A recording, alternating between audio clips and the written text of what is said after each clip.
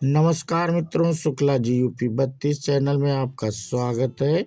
मित्रों, आज इस वीडियो के माध्यम से हम बात करेंगे रामायण काल की शूर्पणखा के बारे में 10 रोचक बातें करने वाले हैं। मित्रों, ध्यान से सुनना। तो बिना देरी के हम उसकी चर्चा करते हैं। वाल्मीकि रामायण रामचरितमानस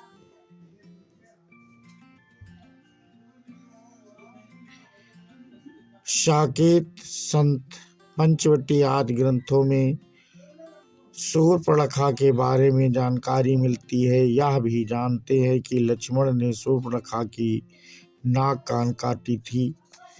तो इसके बारे में मित्रों हम जानकारी देने वाले हैं। तो नंबर 1, कौन थी शूर्पणखा? ऋषि विश्रवा और कैकसी की पुत्री तथा लंका नरेश रावण की बहन थी शूर्पणखा। शूर्पवत नखान यस्या शूर्पणखा, अर्थात जिसके नख सूप के समान हो। गले में दिक्कत है जुखाम की वजह से, तो मित्रों थोड़ी आवाज़ खराब है हमारी, आज स्वास्थ्य भी खराब है, लेकिन हम वीडियो को बना रहे हैं। आशा करते हैं आप लोग। कुबेर शूर्पणखा के पति का नाम कुबेर को बेदखल कर रावण के लंका में जम जाने के बाद उसने अपनी बहन शूर्पणखा का विवाह कालका के पुत्र दानवराज विदुबिहा के साथ कर दिया था। नंबर 3, रावण को शूर्पणखा का शाप। त्रैलोक विजय पर निकले रावण ने एक युद्ध में विदुजिह को भी मार दिया था। इससे शूर्पणखा बहुत दुखी हुई। उसने मन ही मन रावण को श्राप दिया कि मेरे ही कारण तेरा सर्वनाश होगा। रावण ने उसे आश्वस्त करते हुए अपने भाई खर के पास रहने के लिए भेज दिया। वह दंडकारण्य में रहते थे, जिसे दंडक वन भी कहते हैं। हालांकि किंवदंतियों के आधार पर यह भी कहा जाता है कि एक बार रावण शूर्पणखा के घर गया। शूर्पणखा का पति विद्युत जिन श्री हरि का उपासक था। यह देखकर रावण क्रोधित हो गया और उसने उसका वहीं वध कर दिया। नंबर 4, राम पर मोहित हुई शूर्पणखा। कथा के अनुसार श्री राम दंडकारण्य वन में रहते थे। वहां शूर्पणखा ने जब श्री राम को देखा तो वह उन पर मंत्रमुग्ध हो गई। राम का परिचय जानकर उसने कहा कि मैं इस प्रदेश में स्वेच्छाचारिणी राक्षसी हूँ। मुझसे सब भयभीत रहते हैं। विश्वा का पुत्र बलवान रावण मेरा भाई है। मैं तुमसे विवाह करना चाहती हूँ। यह सुनकर श्री राम मुस्कुराए और बोले कि उनका विवाह हो चुका है तथा उनका छोटा भाई लक्ष्मण अविवाहित है, अतः वह उसके पास जाएं। नंबर 5, लक्ष्मण ने काटी थी नाक। शूर्पणखा ने लक्ष्मण के समक्ष विवाह प्रस्ताव रखा तो लक्ष्मण ने अस्वीकार कर उसे फिर से राम के पास भेज दिया। यह सुनकर वह भड़क गई और उसने कहा कि मैं सीता को अभी खा लेती हूँ, तब यह सौत नहीं रहेगी और फिर हम विवाह कर लेंगे। जब वह सीता की ओर झपटी तो राम के आदेशानुसार लक्ष्मण ने उसके नाक और कान काट दिए। कहते हैं कि जब यह घटना घटी तब तीनों पंचवटी में रहते थे। पंचवटी नासिक में है। यह भी कहा जाता है कि नासिक का नाम इसीलिए नासिक है क्योंकि वहाँ शूर्पणखा की नाक काटी गई थी। हालांकि कुछ विद्वान इसे नहीं मानते।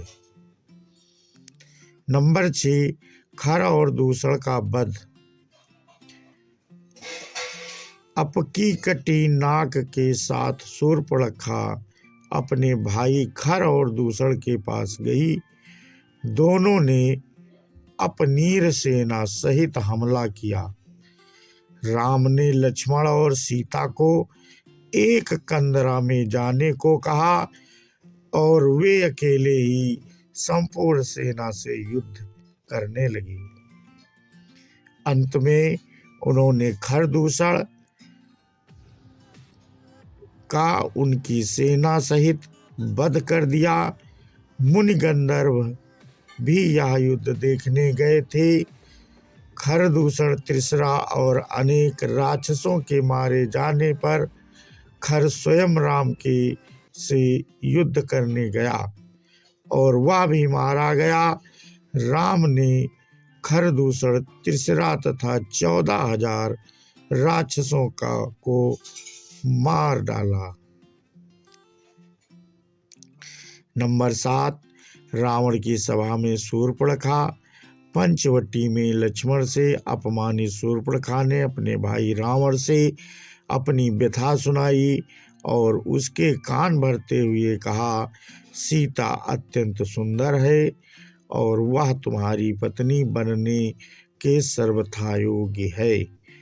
तब रावण ने अपनी बहन के अपमान का बदला लेने के लिए अपने मामा मारीच के साथ मिलकर सीता अपहरण की योजना रची। नंबर 8, शूर्पणखा का पूर्वजन्म। कहते हैं कि पूर्वजन्म में शूर्पणखा इंद्रलोक की नयनतारा नामक अप्सरा थी। उस समय पृथ्वी पर एक वज्रा नामक एक ऋषि घोर तपस्या कर रहे थे। तब नयनतारा पर प्रसन्न होने के कारण ऋषि की तपस्या भंग करने हेतु इंद्र ने इसे ही पृथ्वी पर भेजा। परंतु वज्रा ऋषि की तपस्या भंग होने पर उन्होंने इसे राक्षसी होने का शाप दे दिया। ऋषि से क्षमा याचना करने पर वज्रा ऋषि ने उससे कहा कि राक्षस जन्म में ही तुझे प्रभु के दर्शन होंगे। तब वहीं अप्सरा देह त्याग के बाद शूर्पणखा राक्षसी बनी। शूर्पणखा के ज्ञान चक्षु खुले। जब शूर्पणखा की लक्ष्मण जी नाक कान काट दिए तो शूर्पणखा के ज्ञान चक्षु खुल गए और उसे भान हो गया कि वह कौन है। तब उसने प्रभु के कार्य को पूरा करने के लिए उनकी सहायिका बनकर प्रभु के हाथ से खर व दूषण, रावण, कुंभकर्ण, मेघनाथ आदि निशाचरों को मरवा दिया और प्रभु प्राप्ति की उचित प्रक्रिया अपनाने के लिए पुष्कर जी में चली गई और जल में खड़ी होकर भगवान शिव का ध्यान करने लगी। हालांकि यह भी कहा जाता है कि रावण का वध होने के बाद शूर्पणखा दैत्य गुरु शुक्राचार्य के पास चली गई थी और जंगल में उनके आश्रम में रहने लगी थी। नंबर 10, श्री कृष्ण की पत्नी। ऐसी किंवदंती है कि शिव आराधना के बाद भगवान शिव ने शूर्पणखा को दर्शन देकर वर प्रदान किया कि वे 28वें द्वापर में जब श्री राम कृष्ण अवतार लेंगे तब कुब्जा के रूप में तुम्हें कृष्ण से पति सुख की प्राप्ति होगी। तब श्री कृष्ण तुम्हारी कुंवर ठीक करके वही नयनतारा अप्सरा का मनमोहक रूप प्रदान करेंगे। तो मित्रों, आज इस वीडियो के माध्यम से रामायण काल के शूर्पणखा की हम चर्चा कर रहे थे। ये आपको कैसी लगी चर्चा कमेंट करके मित्रों हमें अवश्य बताएं। इसी के साथ हम अपना वीडियो समाप्त करते हैं। बोलो सियावर रामचंद्र की जय, हनुमान की जय।